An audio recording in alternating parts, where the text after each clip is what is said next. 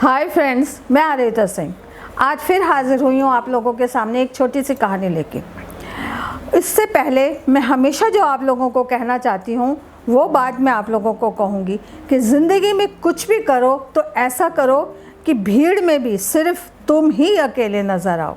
बहुत बड़ी बात है अगर आप इसको सोचेंगे तो मैं आपसे आज बातचीत करूँगी एक डर के बारे में। कई बार पता है क्या होता है, हम ना कोई डर को ना अपने ऊपर इतना ज़्यादा हावी कर लेते हैं कि बहुत ज़्यादा हावी हो जाता है वो हमारे ऊपर, और वो हम उससे मतलब डरने लगते हैं, कुछ मतलब भागने लगते हैं या किसी किस्म से मतलब अपने आप को अपने जो हम कामयाबी की ओर बढ़ रहे होते हैं उसको हम अपने को रोकने लगते हैं। तो एक बार ना मेरे साथ ऐसा ही हुआ। मैं आप लोगों को बिल्कुल सच्ची घटना बता रही हूँ। जब मैं कॉलेज में नई गई तो रैगिंग तो होती थी उस ज़माने में। तो रैगिंग के संग संग ना हमारे कॉलेज में एक लड़का था, वो बहुत ही मतलब बड़ा अपने आप को बदमाश कहता था। ये को तो मतलब 2 गुट थे लड़कों के और उनमें लड़कियां भी थीं, ऐसी बात नहीं है, क्योंकि कोएड कॉलेज था हमारा। तो क्या कहते हैं, वो क्या करता था लड़कियों से ना पैसे, हाँ भाई निकाल कितने पैसे हैं तेरे पास, और लड़कों से पैसे निकाल कितने पैसे। और देखिए उस समय क्या होता था, एक तो हमारा पास बन जाता था और एक हमें थोड़ा सा लिमिटेड पैसे मिलते थे। तो अब लिमिटेड पैसे जो मिलते थे उसको हम अपनी तरीके से खर्च करते थे कि जब हमारा ब्रेक होता था तो हम खा पी लेते थे, कुछ कर लेते थे। तो ऐसे वो हर एक से मांग लेता था। एक बार उसने क्या किया कि मेरे से भी पैसे मांगे, और मेरे पास लिटरली उस दिन लिमिटेड पैसे थे और मैं ये चाह रही थी कि मैं अपनी फ्रेंड्स के संग जाऊं और हम लोग चाट पकौड़ी या कुछ भी खाएं। तो उसने मेरे से कहा कि उस लड़के का नाम रमेश था। उसने मेरे से ये कहा कि हाँ भाई अरिता पैसे निकाल। मैंने कहा रमेश मेरे पास पैसे नहीं है। कहता कैसे नहीं है तेरे पास पैसे? मैंने कहा नहीं है मेरे पास आज पैसे नहीं है। कहता अभी तो तू अपनी फ्रेंड्स के संग जाएगी वहाँ पे चाट पर। मैंने कहा वो तो मेरी फ्रेंड खिलाएगी जो मेरे साथ है। उस लड़की का नाम अनीता था और हम लोग मिलजुल के अपने साथ खाना मतलब कुछ भी खाते थे, एक दूसरे को खिला भी देते थे और एक दूसरे का खाते भी थे। और इस तरीके से हम 3-4 फ्रेंड्स जाते थे और मिलजुल के खा पी लेते थे। आजकल भी जैसे पूल होता है ना, पूल में कर लेते हैं, खाना खा लेते हैं। तो उसने क्या किया, मेरा पर्स छीन लिया। जो मैं पर्स में मेरे बुक्स भी थी, पेन भी था और उसमें पैसे, कार्ड्स वगैरह, छोटा सा पर्स कॉलेज में हम लोग लेके जाने लगे। उसने मेरा पर्स खींच लिया। और मैं आपको एक बात बताती हूँ कि मुझे नहीं पता कि मुझे उस समय कितनी हिम्मत आई या मुझे गुस्सा आया या क्या आया। मैंने पर्स तो खींचा, बाद में पहले रख के उसके मुँह पर एक थप्पड़ दिया, और थप्पड़ देने के बाद ना मैंने उससे पर्स ले लिया। अब ये जो हुआ और उसके करने के बाद आप लिटरली जानिए मेरे फेस पे डर आया कि नहीं आया, पर मैं दिल में बड़ा डर गई कि अब क्या होगा। तो वो ऊपर सीढ़ियों पे हम लोग एक प्लेटफॉर्म, जैसे 5-7 सीढ़ी चढ़ के एक प्लेटफॉर्म बन जाता ना, वो वहाँ पे था और नीचे दूसरी पार्टी के लड़के लड़कियाँ खड़े हुए थे। तो जब उसने देखा कि इसने ऐसा किया है तो मुझे ऐसा लगा कि उस लड़के के ना होश फाख्ता हो गए और वो कहने लगा, एकदम मेरी शक्ल देखने लगा। और जब वो मेरी शक्ल देखने लगा और उसकी हिम्मत नहीं हुई कुछ करने की, तो मैंने सिर्फ अपने आप को कंट्रोल किया, अपने डर को, अपने फेयर को कंट्रोल किया, अपना पर्स उससे ले लिया और मैं सीढ़ियाँ बगैर कुछ कहना सीढ़ियाँ नीचे उतर गई। जैसे ही मैं सीढ़ियाँ नीचे उतरी, उसकी हिम्मत नहीं पड़ी, वो वहीं का वहीं खड़ा था। मैं सीढ़ियाँ वो नीचे उतर के, मेरी जो फ्रेंड थी वो नीचे थी, वो कहने लगी यार आजा, ये तूने क्या किया? मैंने कहा जो हो गया सो हो गया। कहते तेरे को छोड़ेगा नहीं। इतने में क्या हुआ, वो दूसरे ग्रुप के ना लड़के लड़कियां आ गए जो कि उस समय इलेक्शन में वो खड़ा होना चाह रहा था लड़का, और उसने आके मुझे कहा कि अरिता मैं आपको अपनी बहन की तरह मानता हूँ और आपको अपनी बहन बनाना चाहता हूँ, क्या आप मेरे ग्रुप में शामिल होंगी? मैं चुपचाप उसको देखने लगी क्योंकि वो भी बदमाश टाइप था। तो मैंने कहा अच्छा ठीक है बाबा, ठीक है, मैं तेरे ग्रुप में शामिल होंगी। और मैं उसके ग्रुप में, मतलब ग्रुप क्या, मतलब देखो 13-14-15 लोगों का एक ग्रुप था। और फिर आपको पता है मैं कॉलेज के सेक्रेटरी बनी और मुझे इतना जोश, इतना दम और इतना सब कुछ आ गया क्योंकि वो जो अनचाहा फेयर था ना वो निकल गया। इसी तरीके से मैं आपको एक छोटी सी कहानी सुनाती हूँ उसके ऊपर कि अनचाहा फेयर क्या होता है। एक ना गाँव था और लोग बड़े अच्छे ढंग से वहाँ पे रह रहे थे, अपने भेड़ बकरियाँ चराते थे, अपने बच्चों को वहाँ पे खेलते थे, खेतों में जाते थे, काम करते थे। पर वहाँ पे क्या हुआ, एक शेर आ गया। अब वो जो शेर आ गया ना, तो उस शेर ने ना वहाँ पे आतंक मचा दिया, जैसे आतंकवादी आते हैं ना और ठंडा उसने आतंक, कभी किसी के जानवर खींच के ले जाता, कभी किसी के छोटे, यहाँ तक कि किसी के छोटे बच्चे तक उठा के ले जाता जब उसको जानवर नहीं मिलते। तो लोग क्या करने लगे, जानवरों को ही रखने लग गए अपने, कि भाई हमारे बच्चों को ना ले जाए, हमारे जानवर को ले जाए। तो ये बात जाके ना राजा को जो पता लगी, जब वहाँ का जो उस नगरी का राजा था, तो उसने कहा हो ये तो शेर का शिकार करना पड़ेगा, नहीं तो ये तो हमारे गाँव को बर्बाद कर देगा। तो वो एक दिन अपनी पूरे सेना और उसके साथ उसको मारने के लिए आया। तो जब वो आया उसमें क्या उस गांव में आया, तो उस गांव में क्या हुआ कि मतलब थोड़ी देर में ऐसे थोड़ी सी घटा सी छा गई और बूंदाबांदी सी होने लग गई। तो बूंदाबांदी होने लग गई तो थोड़ी सी ज़्यादा बारिश होने लग गई।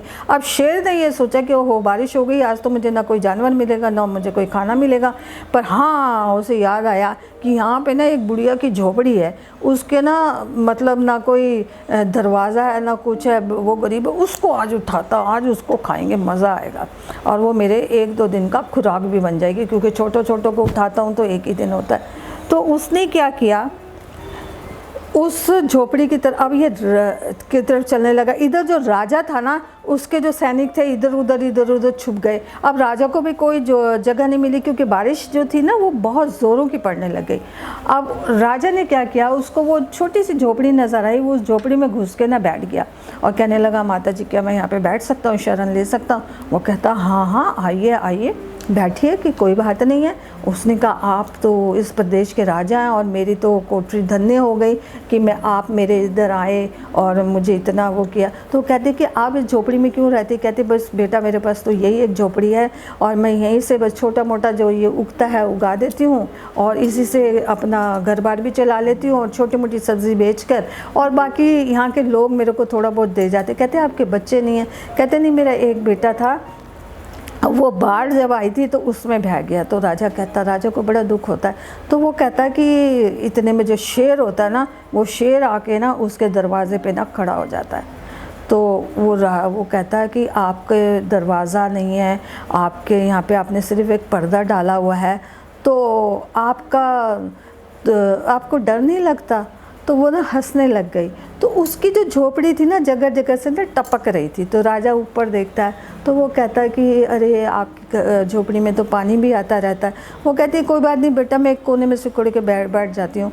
तो फिर वो राजा कहता है कि आपको इतने में शेर तो खड़ा ही था, मैंने आपको जैसे पहले बताया कि उसके दरवाजे पे खड़ा था और वो कहने लगा ओहो यहाँ पे तो राजा भी है और ये भी है, कोई बात नहीं देखता हूँ, पर इस बुढ़िया को तो आज मैं खींच के ले ही जाऊँगा। पर वो कहता है कि आपको ये जो शेर है इससे जो इतना आतंक इसने फैला रखा, आपको डर नहीं लगता क्या कि कितना मतलब ये आपको खींच के ले जाएगा? वो कहता बेटा मुझे शेर का डर नहीं है। वो कहता क्या मतलब? कहता मुझे शेर से ज़्यादा इस टपके का डर है। कहता टपके का? कहता हाँ ये जो टपक रहा है ना, मुझे इस टपके का डर है। शेर कहता ये टपका क्या चीज़ है जो मेरे से भी ज़्यादा मतलब ख़तरनाक है? कहता वो हैरान रह जाता है। कहता इसके मतलब बुढ़िया के पास कोई ऐसा टपका है जो मुझे भी खा जाएगा, है ना? तो वो कहता है कि वो राजा कहता अच्छा। तो राजा कहता है कि ओहो ये बात तो आपने, कहती हाँ बेटा, इस टपके से ज़्यादा मुझे शेर का कोई डर वर नहीं है। शेर की तो ऐसी की तैसी, पे टपका मुझे बहुत डरा देता है, टपके का मुझे इसका डर है। तो शेर क्या करता है, वहाँ से ऐसा दुम दबा के भागता है और भागता ही चला जाता है और दोबारा उस गांव का रुख नहीं करता है। तो ये क्या था? ये एक डर था शेर के दिल में पैदा हो गया उस टपके से। उसको ये नहीं पता था वो टपका क्या है, उसको बिल्कुल नहीं पता था, पर उसने ये समझ लिया कि मेरे से भी कोई ख़तरनाक चीज़ है टपका, जिससे ये बुढ़िया डर रही है, मेरे से नहीं डर रही है। तो ये होता है डर, मतलब एक्सपेक्टेड फियर, जिसकी हम मतलब वो भी नहीं कर सकते हैं, कभी कामना भी नहीं कर सकते, कभी सोचते भी नहीं हैं, पर हमें डर लगता है। कई बार हम लोग सपने से डर जाते, इससे डर जाते, उससे डर जाते। तो इसलिए मैं सिर्फ आपको एक चीज़ बताना चाहती हूँ कि डर कोई चीज़ नहीं है। अगर आपको किसी चीज़ का डर है तो आप उसका सामना कीजिए, और जब आप उसका सामना करेंगे और कोशिश करेंगे उसका सामना करने के लिए, तो आप में जोश अपना आप ही आ जाएगा, जैसे मुझ में जोश आया। क्योंकि मुझे पता था कि मुझे पास लिमिटेड मनी है, और अगर वो ये ले लेगा, वो लड़का ले लेगा, तो मेरे पास कुछ नहीं रहेगा। तो ये डर अपने आप में बिल्कुल ख़त्म कीजिए। Fear is nothing if you have a beautiful confidence, एक ऐसा मजबूत कॉन्फिडेंस आपके पास है, तो डर आपका कुछ नहीं बिगाड़ सकता। चाहे कितने से कितना बड़ा कोई भी आ जाए, आप उसका सामना कर लेंगे। चाहे वो कोई जैसे लोग भूतों से डरते हैं, राक्षस से डरते हैं, इससे डरते हैं, उससे डरते हैं, तो हमारे देखिए सैनिक आतंकवादियों का सामना करते हैं तो डर नहीं होता उन लोगों के दिल में। उनके दिल में एक सिर्फ लक्ष्य होता है कि हमें इनको मारना है। तो दैट इज़ फियर। तो आप जो भी अनचाहा डर है वो अपने दिल से निकाल दीजिए, और एक कॉन्फिडेंस के साथ, जोश के साथ उसका सामना कीजिए और आगे बढ़िए।